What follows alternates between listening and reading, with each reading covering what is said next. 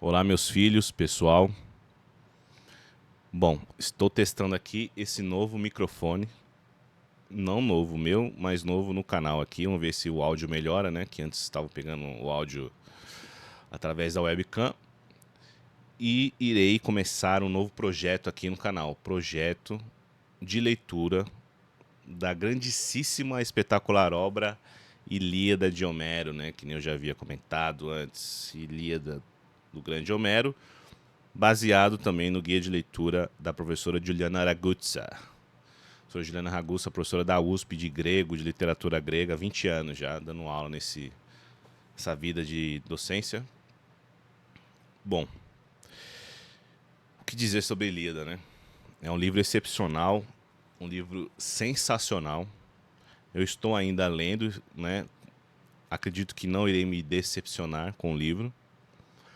E a cada leitura, a cada canto, o livro só vai crescendo, né? Incrível, impressionante. Porém, antes de ler, que nem eu disse anteriormente, se faz necessário entender algumas coisinhas para poder absorver melhor o conteúdo do livro. Por exemplo, o livro se passa do 9º para o 10º ano de guerra, né? E ele acaba e não mostra o final da guerra, de fato, né? A conquista de Troia, de fato. Existem livros anteriores à Guerra de Troia que relata, né? Anteriores ao livro da Ilíada, né? E relata uma parte da guerra. Existem livros posteriores, né? Por exemplo, o cavalo de Troia não aparece no livro Ilíada, né? A história do cavalo. Porém, aparece no livro Odisseia. E em alguns outros autores, em poesias, apareceu o cavalo de Troia, porém poemas foram perdidos. Enfim, a confusão é muito grande. Bom, vou colocar aqui na descrição vídeos e um vídeo a mais sobre introduções que eu julgo ser necessárias para se entender melhor o livro Ilíada, se compreender melhor esse livro, absorver melhor o que o grande poeta Homero quis passar. Bom, primeiramente, falando de Aquiles, né? A grande estrela aqui, que estou vendo que é bem disputado aqui esse trono de estrelas, né? Então, heróis aqui, personagens magníficos. Bom, Aquiles, ele é um semideus, né? Filho de um deus e de um mortal. Porém, existe já uma diferença em Aquiles, que ele é filho de uma deusa, com o mortal, a deusa Tétis, e o pai dele é o mortal Peleu, um grande guerreiro, né? Havia uma profecia que o filho iria superar o pai. Por isso, logo Zeus e Poseidon arranjaram esse casamento aí para Tétis com o mortal.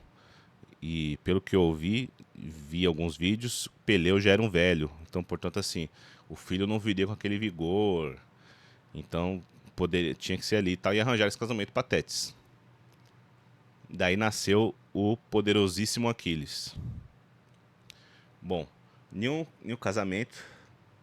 Eu não me lembro agora se é especificamente o casamento de Tétis. Não foi convidado a deusa da discórdia. Porém, foram convidadas Atenas, Afrodite e Hera, entre outros deuses. E foi jogada uma maçã de ouro, um pomo de ouro, né? Escrito assim, para a deusa mais bela. Foram perguntar para Zeus, quem que é a deusa mais bela? Porém, a deusa que ele escolhesse ficaria ao lado dele e as outras duas contra ele. Ele, para não gerar esse problema, ele terceirizou o problema para outro deus, que esqueci agora quem que é, que quarteirizou o problema para um mortal chamado Paris, Alexandre, né? Muito belo, inclusive, né? Esse Paris, ele é filho de Príamo, o rei de Troia. Porém, havia nesse exato momento, ele estava vivendo como um pastor de ovelhas. Houve uma profecia que caso Paris continuasse vivo, ele levaria Troia à destruição. Traria a destruição para Troia, né? Paris foi largado, tal como Édipo Rei, porém foi acolhido, uma criança, sobreviveu, e ficou para ele escolher, né? As deusas foram lá, falaram assim, ó, aqui quem que é a deusa mais bela? Atena diz, caso me escolha, terá sabedoria e nunca perderá uma batalha. Hera diz que, como ela é esposa de Zeus, ele terá todo o poder sobre tudo, riqueza, etc. Né? Porque ela é esposa do deus do Olimpo. Desculpa. E, na vez de Afrodite, aí tem um desencontro de lendas, né? Que a Afrodite, ela, em um dos mitos, ela tira sua roupa e fala, você vai ter isso e uma mulher tão bela quanto eu. E outros dizeres, em outros mitos, ela diz que fala assim, eu vou oferecer, você vai ter o coração da mulher mais bela de todas, entre todas as mulheres. O que o Paris pastor escolheu? Bom, o professor Paulo da Nova Acrópole explicando a Ilíada, vou deixar também o link do vídeo aqui, igual os outros dois da professora Cristiana e também da professora Juliana. Que essa escolha de Paris. Então, voltando, a professora chama Cristina Franciscato, tá? O professor Paulo diz que essa escolha é simbólica, pois é um modo de viver a qual nós todos podemos escolher. Paris tem ali em suas mãos para o poder de escolher a sabedoria, o poder ou os prazeres da carne, podemos dizer na sua concepção cristã, né? Mas os prazeres ali do mais baixo nível, na visão platônica. Paris escolheu isso, né? Após ele escolher, ele foi, numa outra história, ele foi reintegrado à realeza de Troia, né? Conhecido filho legítimo do casal. Ele foi visitar Menelau, que era o rei de Esparta, né? Que era casado com a Helena. Helena, que era essa belíssima mulher. Era a mais bela mulher dentre todas as mulheres da Terra, do universo, across the world. Bom, como Menelau conseguiu casar com essa mulher que era tão bela?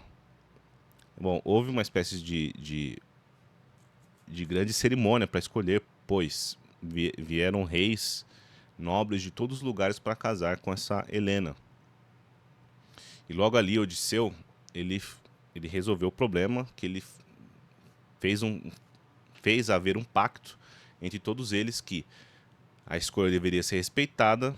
Caso Helena fosse raptada, todos os outros reis que estavam ali iriam se juntar e guerrear contra o sequestrador, pois deveria fazer valer a escolha decidida naquele ato, naquela cerimônia.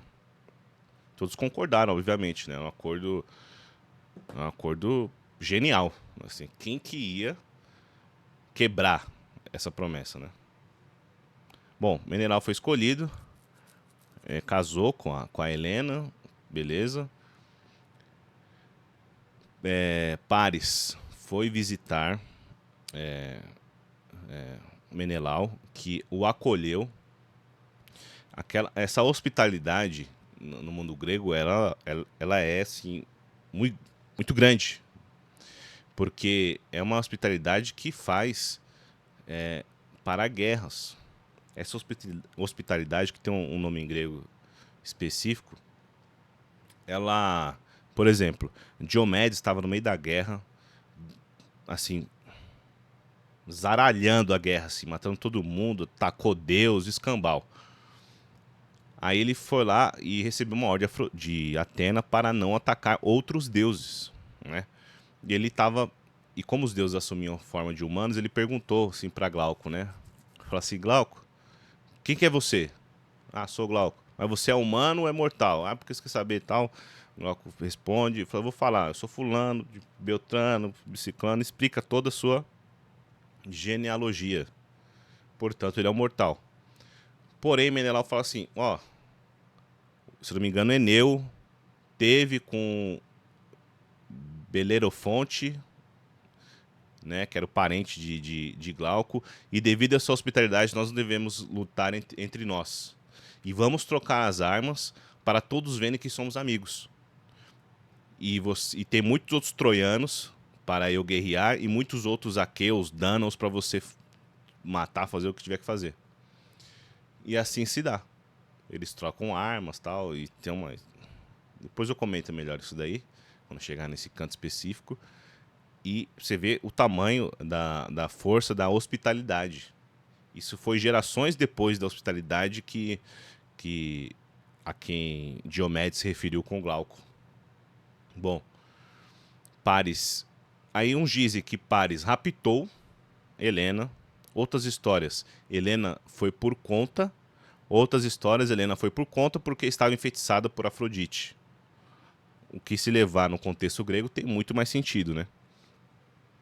Daí, então, começou-se a Guerra de Troia, né? A incrível Guerra de Troia. Bom, existem... a professora Cristina, ela também cita, que nem eu falei no outro vídeo, que existiam outros motivos. Podem haver, segundo ela, outros motivos para haver essa guerra. Não só por conta de Helena. Uma passagem ali por mar e etc. através de Troia.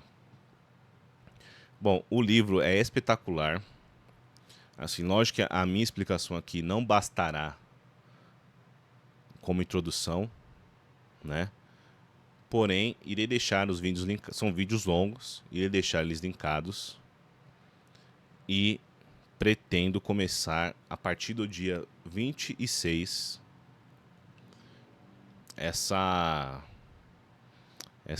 como eu vou dizer, dia 26 de janeiro de 2026, esse projeto de leitura da Ilíada. A cada vídeo irei comentar um canto, comentários rápidos, curtos, e também, assim, eu não tenho ainda a qualificação necessária para fazer um aprofundamento, uma rica leitura e comentário nesse livro, obviamente. Assim, confesso que irá servir mais para mim mesmo esses vídeos do que para outros. Espero que não, espero que sirvam muito mais para outros, mas eu vejo que irá servir muito mais para mim no futuro ver como entendi a obra, né, o que eu melhorei ou não, enfim.